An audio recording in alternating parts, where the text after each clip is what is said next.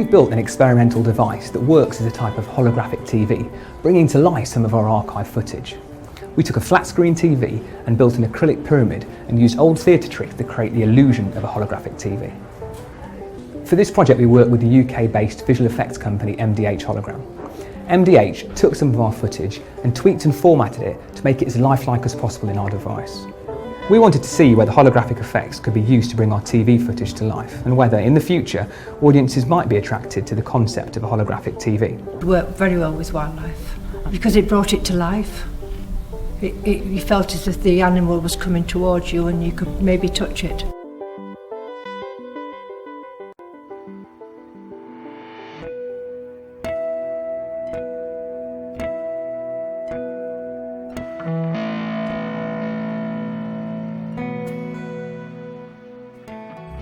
The world's largest telescope will be completed this week in China. With an impressive 1,640 feet wide dish, the size of 30 football fields, the telescope will be able to detect radio signals and potentially signs of life from distant planets. Douglas Vakoch, president of METI International, an organization dedicated to detecting alien intelligence, says China's latest telescope will be able to look faster and further than past searches for extraterrestrial intelligence. The 500-meter aperture spherical telescope, or FAST, starts operation September 25th. The telescope is expected to shed light on the origins of the universe by mapping the distribution of hydrogen, the most abundant element in our galaxy and beyond. Peng Bo, the director of the NAO Radio Astronomy Technology Laboratory, says FAST's potential to discover an alien civilization will be 5 to 10 times that of current equipment, as it can see farther and darker planets. Developmental biologist Fredrik Lanner of the Karolinska Institute in Stockholm is the first researcher to publicly acknowledge editing genes in viable human embryos. Lanner allowed a reporter from National Public Radio to watch as researchers in his lab injected early human embryos left over from an in vitro fertilization with a powerful new gene editor called CRISPR-Cas9. The technology allows researchers to easily make precise cuts in DNA, a task that has been tricky to do in humans. The gene editor's ease and precision have made the prospect of editing human embryos nearly inevitable, says Chant Cowan, a stem cell biologist at Harvard University. Now that you can do that and garner considerable attention, it's basically light to moths, he says. There will be certain people who will find it irresistible to do it, whether it's scientifically justified or not.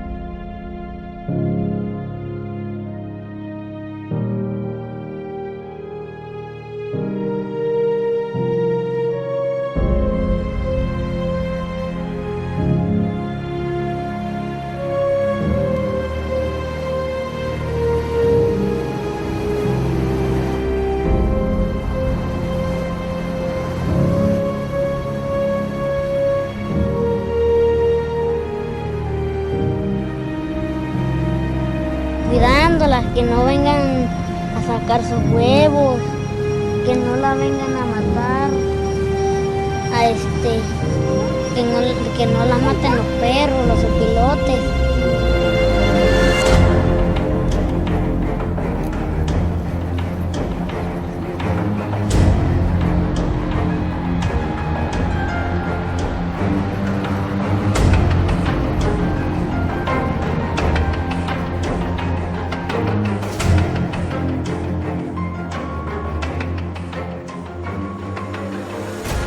This is the city Salem Dam. In the space of 1 year, its water reserves have dropped by 50%. We still have a month left of consumption before we get to the strategic reserve. In other words, if there's no rainfall by the end of September and we have no other water resources, we will have to use the strategic reserve, and that's a very dangerous situation. The summer of 2016 was one of Tunisia's driest on record. costing the agricultural industry more than $890 million. This is one of the country's many olive farms. The sector employs around 10% of the population, with Tunisia producing more olive oil than Italy, Spain and Greece. But for several years now, farmers have been battling drought. All we can do is wait for rain, God willing. On the southern shore of Utah's Great Salt Lake, more than 100 boats are sitting high and dry in a parking lot, unable to sail the shallow, drought-stricken sea. North of the nearly empty marina, salt-loving bacteria thriving in the low water has turned the liquid pink. The massive lake, key to the state's economy and identity, is skirting record low levels after years of below-average precipitation and record heat. A few dozen lawmakers are taking a road trip Thursday and Friday to see the problems firsthand and learn what they can do to help, besides praying for more rain and snow this winter. In northern Iowa, a second night of heavy rain has pushed rivers out of their banks and forced people out of their homes in Greene and Clarksville. A levee on the Shell Rock River has already failed. Authorities in Iowa are bracing for what could be record-breaking high water. They said it could be the worst since 2008, when floods on the Cedar River displaced thousands of people. In Wisconsin, the governor declared a state of emergency after 10 inches of rain fell and caused mudslides that killed one man when his home was swept onto a highway. And in Minnesota, a foot of rain fell in Wasaka County, closing multiple roads and highways. Now, more rain is expected this weekend, which could worsen these floods.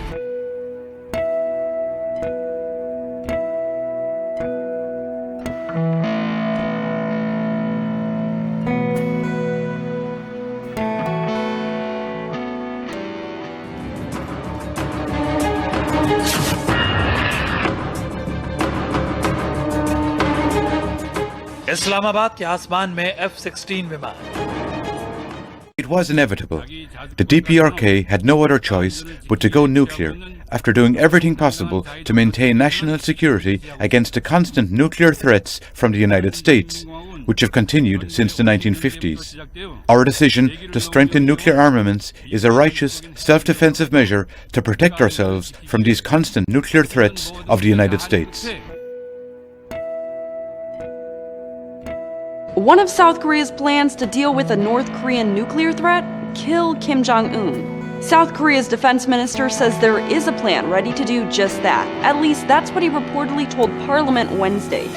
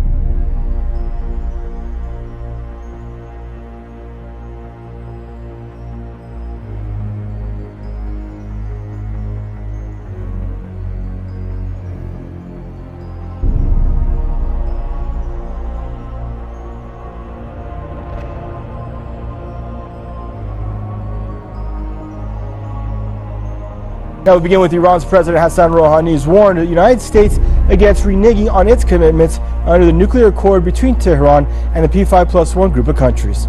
The Turkish president has accused the U.S. of supplying more weapons to Kurdish fighters in northern Syria.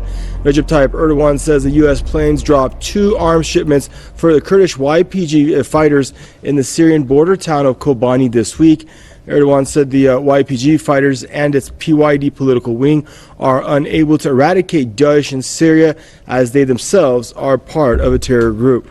He added that half the arms that the U.S. dropped for Kurdish fighters in 2014 fell into the hands of terrorist groups. Russia and the United States continue their stumbling diplomacy over Syria on the margins of the UN General Assembly with little sign of progress. The pair are concentrating on rebuilding the recent ceasefire that collapsed around Aleppo and saw the siege of the city resume. Both sides accuse the other of failing to restrain, respectively, Syrian government forces and rebel groups. Any truce, 7 days, 3 days, would be senseless, because I gave you examples of what was going on after 12th of September when the document was enforced.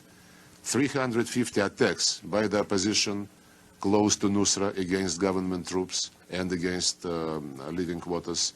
So we want to see any sign which would prove that the coalition has influence on those who are on the ground facing the government.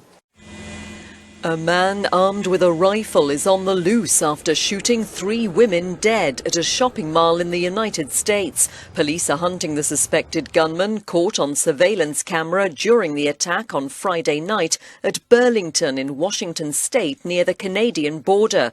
All 3 people were killed inside a department store in the Cascade Mall. At least 2 other people were injured. 1 is in a critical condition. Police believe a lone gunman described as an Hispanic male was involved. Local people are being advised to stay indoors while he remains on the run. The attack comes less than a week after a man stabbed 9 people at a mall in Minnesota before being shot dead in what's being investigated as a potential act of terrorism. U.S. media is reporting that Washington State Patrol have said there is no indication of terrorism in the Burlington shooting.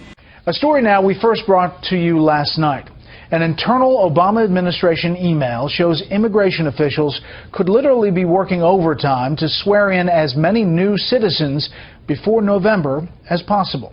The Department of Homeland Security is being accused of an election year immigration push that could create thousands of new voters. In a letter written by Republican Senators Ron Johnson of Wisconsin and Chuck Grassley of Iowa, addressed to DHS Secretary Jay Johnson, the senators question a U.S. Citizenship and Immigration Services email sent to the Houston field office, encouraging staff to work overtime, including weekends, saying in part, quote, "The field office, due to the election year, needs to process as many of their N-400 cases as possible between now and fiscal year 2016. On the campaign trail in Wisconsin, Senator Johnson says the maneuver is very suspicious. If they're trying to prioritize citizenship prior to an election, it tells you something. I think you can make certain assumptions. The White House Budget Office is back in business with another fiscal shutdown looming over the federal government. A short-term funding bill failed to pass the Congress again, falling in line with the new trend from the legislature. In recent years, lawmakers on Capitol Hill have been hard-pressed to agree on anything, including the federal budget. Their reluctance to pass a fully funded bill has led to a revolving door of deadlines and stopgap measures to fund the government. But the White House is not waiting around. Instead, OMB is preparing for the end of the federal fiscal year, which is only a week away. Most records are meant to be broken, but when the Department of Homeland Services announced earlier this week that 59,698 people in a single night slept in a shelter, it wasn't the kind of record we're celebrating. Days earlier, I met with DHS Commissioner Stephen Banks. So the most pressing problem is to keep a roof over people's heads and to get people out of the shelter system and into housing. Banks spent more than 3 decades addressing income inequality and advocating for residents with a legal aid society. But his role as commissioner has made him a lightning rod for some, like in Maspeth, where DHS is proposing a hotel be turned into an adult shelter. It's a problem that didn't happen overnight. It's not going to be solved overnight, but we have to keep focusing on making sure that people have a roof over their heads every night.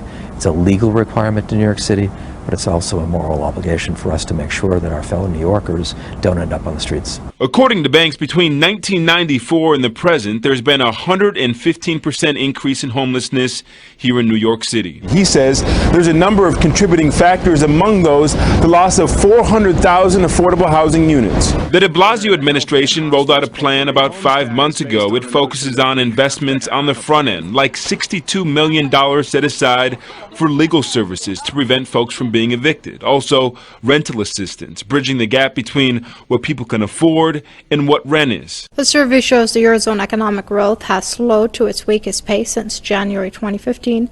The report by data monitoring company IHS Markit suggests that growth was sluggish in September and that authorities need to do more to bolster activity. Based on the survey, activity in the services sector hit a 21-month low. The services sector typically accounts for around 2/3 of economic activity in a developed economy. The 19-nation Eurozone economy grew 0.3% in the 3 months to June, down sharply from 0.6% in the first quarter. The Eurozone economy has been bumping along for years in a subdued recovery from the 2008 global crash and the ensuing debt crisis. You're free hood, brother. That's right, brother. Thank you, man. That's right. Thank you for being out here and being peaceful.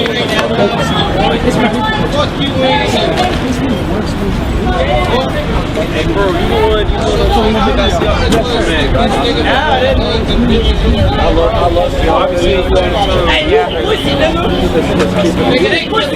It's not even like that. It's not even like that. It's about staying neutral. That's what's important. That's what's important. So I'm a pussy because nigga, these motherfuckers not staying. Goddamn. What you say? Did he kill somebody? Did he kill somebody? Nigga, that fucking squad did that shit. Somebody? Mind you, that was my motherfucking family. I understand that. I understand that. I hurt just you a fuck nigga for standing behind him because he's black and they kill joke people. Just take off that badge. Just take off that badge. No, I don't have a badge.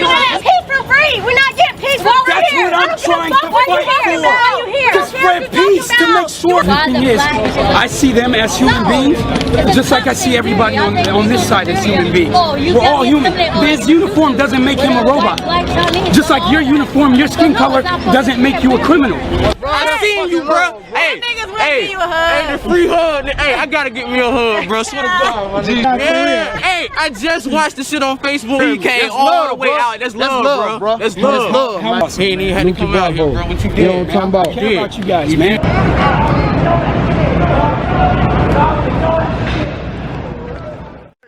All the gangsters in the house. All my gangsters in the house. What's up? What's happening, nigga? Come on. It's peace, nigga. Please move. Come on. Let's do this right here. Come on. All my gangsters out here. What's up?